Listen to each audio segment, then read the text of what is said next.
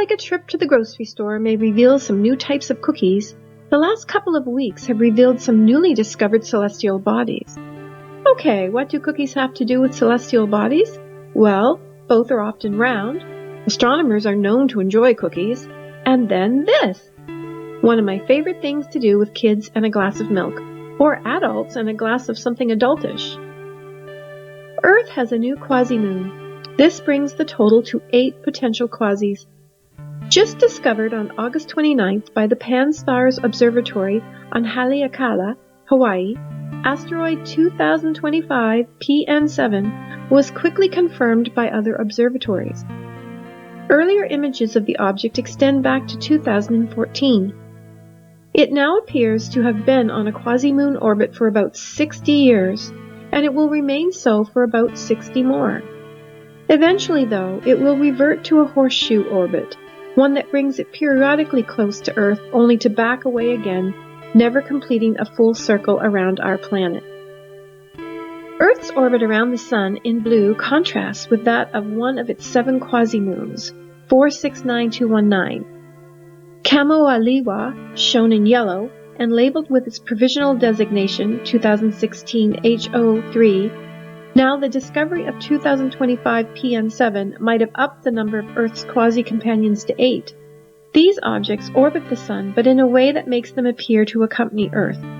The large yellow circle traces Kamaoaliwa's orbit around the Sun over many orbits, and the object also traces the series of loops around Earth shown to the right. Here's another way to look at 2025 PN7.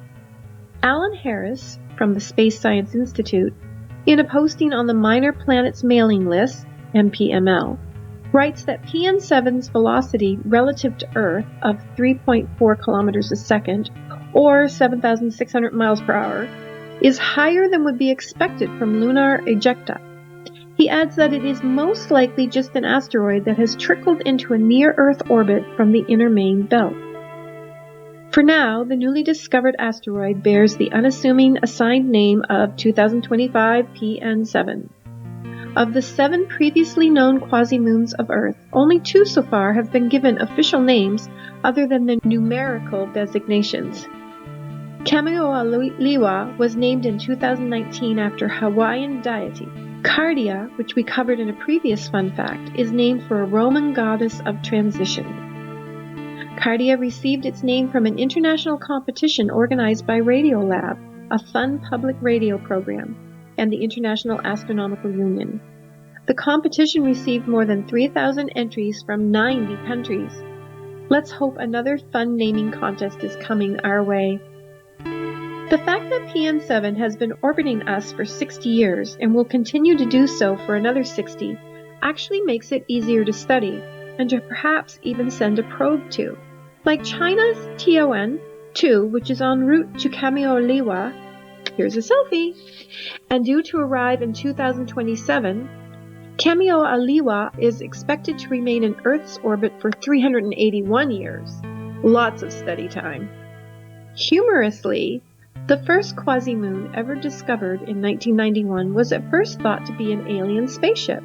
Just like 1991 VG, researchers have grouped 2025 PN7 into the Arjuna category, a small collection of asteroids that resonate with Earth's orbit but don't actually orbit our planet.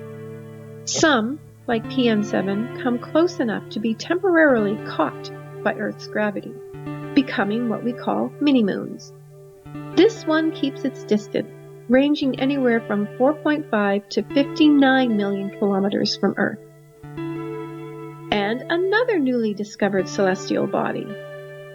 Comet C 2025 R2 SWAN was discovered on September 12th by the Solar Wind Anisotropies instrument on the Solar and Heliospheric Observatory, SOHO.